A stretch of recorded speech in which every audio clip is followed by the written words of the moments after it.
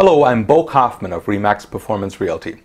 You know, home sellers often ask me, before I put my house on the market, which renovations should I do? What fix-ups should I undertake? And what's the best rate of return for those fix-ups? Now, there's no hard and fast rules, but the Appraisal Institute of Canada has done a study and have come up with some very sobering statistics. Let's take a look. The Appraisal Institute of Canada compared typical costs for renovations versus the impact on a home's selling price and came up with a payback range for common projects.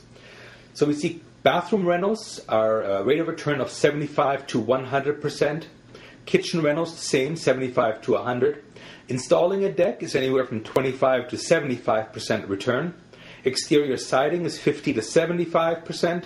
Flooring as well, 50 to 75, and the same with a basement rental, 50 to 75% return.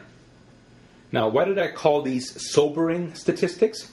Well, if you look closely, you'll see that none of the estimates exceed 100%. In other words, they're suggesting that if you spend $5,000 on siding, your home's value would only increase between $2,500 and $3,750, which is 50 to 75%. On the surface, it wouldn't seem to be worthwhile to improve your home for the purpose of increasing its resale value. So does it make sense to improve before selling? Well, maybe.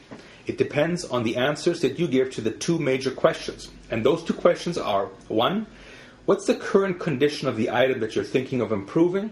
And 2, can you do some of the labor yourself, thereby saving you money? Let's take a look at what I mean. First, the current condition.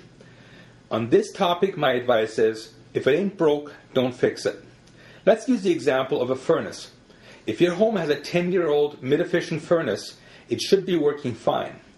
Replacing that with a brand new $3,500 high-efficiency unit will in most cases not increase the value of the house by an equal or greater amount.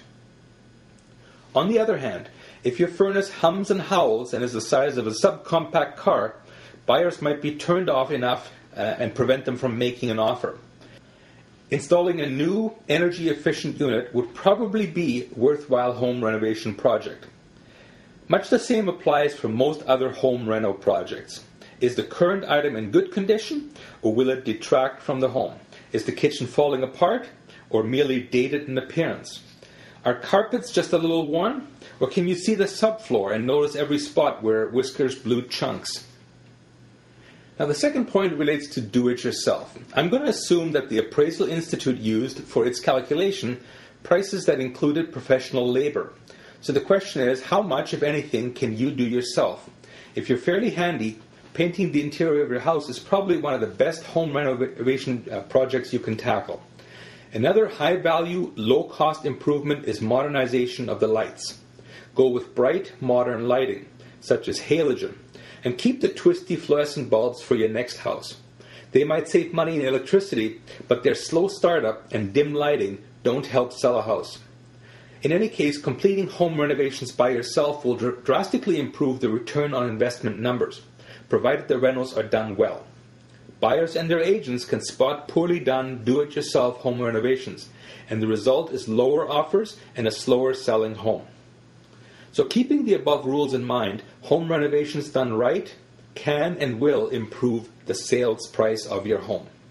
And if you're looking at selling, give me a call anytime. It's Bo Kaufman at Remax Performance Realty. My direct cell is 204-333-2202, or my email is bonoshomes@gmail.com. I'd love to take a look at your house and give you some more ideas of what should and what shouldn't be renovated just before we put it on the market. Till then, bye-bye.